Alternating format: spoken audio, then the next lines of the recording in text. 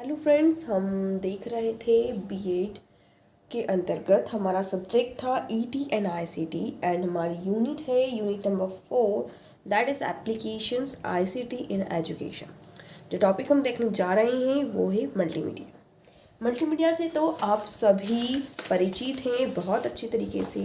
तो उसकी हम अगर डेफिनेशन देखें, मीनिंग देखें तो क्या है कि multimedia simply multi forms of media है जो कि एक साथ इंटीग्रेटेड करके हमें पेश किए जा रहे हैं। मल्टीमीडिया कंप्यूटर का यूज़ है ताकि हम प्रेजेंट कर सकें text, graphics, videos, animation, sounds, ये सभी इंटीग्रेटेड वे में एक साथ, उसी को हम मल्टीमीडिया कहेंगे। और जो टर्म है मल्टीमीडिया वो रिफर्स करती है डाइवर्स क्लासेस ऑफ मीडिया को। किस लिए? ताकि हम इंफॉर्मेशन को रिप्रेजेंट कर सकें।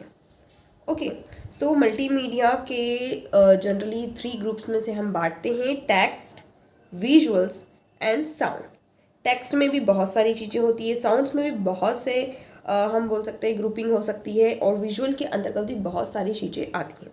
अब हम एक एक को देखते हैं। जैसे टेक्स्ट हुआ तो ये एक इनहेरेंटली डिजिटल है, जबकि अदर मीडिया जो अदर मीडिया टाइप्स हैं जैसे साउंड या विजुअल हो गए वो एनालॉग होते हैं और उन्हें कन्वर्ट करने की ज़रूरत नहीं पड़ती है। लेकिन टेक्स्ट को analog to digital, digital to analog ये कन्वर्ट करना पड़ता है, तो इसके लिए कन्वर्जन टेक्निक्स का यूज़ करना पड़ता है। ओके, देन हम बात कर सकते हैं कि जो इसमें जो टेक्स्ट मटेरियल होता है उसमें ट्रेडिशनल अनफॉर्मेटेड प्लेन टेक्स्ट ही नहीं, लेकिन आज के ज़माने के हिसाब से फॉर्मेटेड टेक्स्ट भी पाए जाते हैं। न्यूमेरस कंट्रोल कैरेक्टर्स होते हैं, मैथमेटिकल एक्सप्रेशंस हैं, फोनेटिक ट्रांसक्रिप्शन है स्पीच का, म्यूज़िक स्कोर्स है, और भी कई प्रकार के सिंबॉलिक रिप्रेजेंटेशंस हैं किसी भी टेक्स्ट को बताने के लिए। ठीक है, जैसे हम हाइपर टेक्स्ट की तरह भी यूज़ कर सकते हैं। देन होते हैं हमारे विजुअल, सेकंड ग्रुप। तो विजुअल मटेरियल जो है उसमें line, drawings, maps, grey scale, coloured images, photograph, साथ ही साथ animation, simulation, virtual reality objects, video conferencing, tele conferencing, ये सारी चीज़ें इसके अंतर्गत आ जाती है। देन आते हैं हमारे साउंड।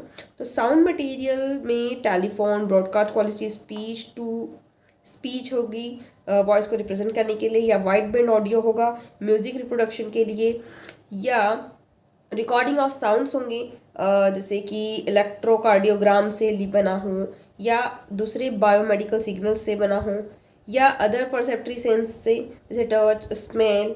ठीक है, ये सारी चीज़ें जो हैं वो पार्ट ऑफ मल्टीमीडिया है साउंड के लिए। अब कुछ कैरेक्टरिस्टिक्स होती हैं मल्टीमीडिया के, जिसे हम देख लेते हैं। जैसे सबसे पहले होती है टेम्पोरलिटी। कुछ जो मल्टीमीडिया डाटा टाइप्स होते हैं जैसे वीडियो, ऑडियो, एनिमेशन, ठीक है, ये सब भी टेम्पोरल रिक्वायरमेंट होती है इनकी, जिसका इम्प्लीकेशन स्टोरेज, मैनिपुलेशन और प्रेजेंटेशन पर डिपेंड करता है। प्रॉब्लम्स बहुत ज़्यादा एक्यूट तब होती हैं जब बहुत सारे डाटा टाइप्स जो हैं डिस्पैरेट सोर्सेस एक ही टाइम में प्रेजेंट करने होते हैं, तब थोड़ी सी बोल सकते हैं डिफ़िकल्टी आती है, लेकिन इसे भी बहुत अच्छे से प्रेजेंट कर सकते हैं अब आज के ज़माने में, क्योंकि जो हमारी बोल सकते हैं नए नए इनोवेशंस के साथ ये सारी प्रॉब्लम्स धीरे धीरे सॉर्ट आउट होती जा रही है। देन आता है स्पैटियलिटी। इमेजेस, ग्राफिक्स, वीडियो डाटा के पास स्पैटियल कॉन्ट्रैक्शन होता है उनके कॉन्टेक्ट्स के टर्म्स में। यूजुअली इंडिविजुअल ऑब्जेक्ट्स जो होते हैं किसी एक इमेज में या वीडियो फ्रेम में, उसमें कुछ स्पैटियल रिलेशनशिप होती है सबके बीच में।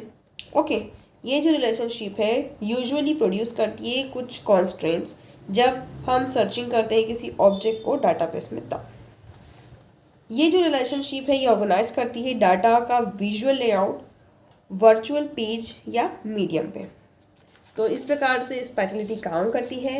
नेक्स्ट अगर हमारा कैरेक्टरिस्टिक देखें तो वो है need for storage, space and fast transmission.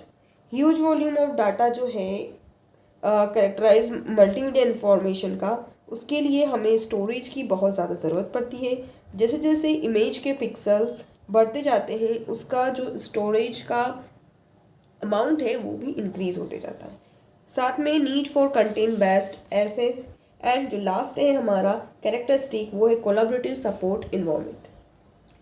Okay, then need of multimedia, क्या ज़रूरत है मल्टीमीडिया की, तो ये मेंटेन करके रखता है इंटरेस्ट यूज़र्स का, साथ ही साथ इंटरेक्टिव मीडिया जो है, और इससे यूज़र जो है वो अपनी इंफॉर्मेशन को और ज़्यादा अच्छे से एक्सेप्ट कर पाता है।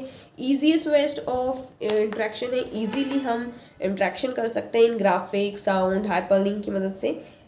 फोर्थ वन है अपना एप्लीकेशन ऑफ वर्चुअल रियलिटी, दूर होकर भी वर्चुअल रियलिटी का अनुभव होता है इसकी मदद से, जब हम 3D डायमेंशनल इमेज या ऑब्जेक्ट या सीन का यूज़ करते हैं तब। अब कुछ कंपोनेंट्स हैं इसके। सबसे पहला है टेक्स्ट एंड सिंबल जो है बहुत इंपॉर्टेंट पार्ट है हमारा कम्युनिकेशन का किसी भी मीडियम में। देन ऑडियो मीन्स साउंड्स जो है वो एक बहुत अच्छा एलिमेंट है मल्टीमीडिया के लिए, ये प्रोवाइड कराता है listening pleasure of music, mode setting, background, ये सारी चीज़ें। देन आते हैं इमेजेस, तो एनालॉग में हो या डिजिटल में हो ये बहुत वाइटल रोल प्ले करते हैं मल्टीमीडिया में। इसमें या तो वो स्टिल पिक्चर के फॉर्म में हो या पेंटिंग के फॉर्म में हो या फोटोग्राफ के फॉर्म में है, सभी चीज़ें बहुत ज़्यादा वाइटल रोल प्ले करती हैं। देन आते हैं एनिमेशन, तो animation rapid display of images हैं, 2D images, 2D art work का या मॉडल पोजीशन का रैपिड डिस्प्ले है। देन आते हैं वीडियो, डिजिटल वीडियो जो है एनालॉग वीडियो, ये मेथड ऑफ चॉइस है वीडियो बनाने के लिए, मल्टीमीडिया यूज़ के लिए। वीडियो मल्टीमीडिया में एक portrait real time moving picture के रूप में, प्रोजेक्टर के रूप में काम करते हैं। तो ये थी कुछ कंपोनेंट्स हमारे मल्टीमीडिया से रिलेटेड। नीड क्या है, कैरेक्टरिस्टिक क्या है, मल्टीमीडिया क्या है, ये हमने आज देखा। आई होप आपको समझ में आया हो। अगर कोई क्वेरी है तो आप कमेंट करके ज़रूर बताइए। Thank you for now, bye bye.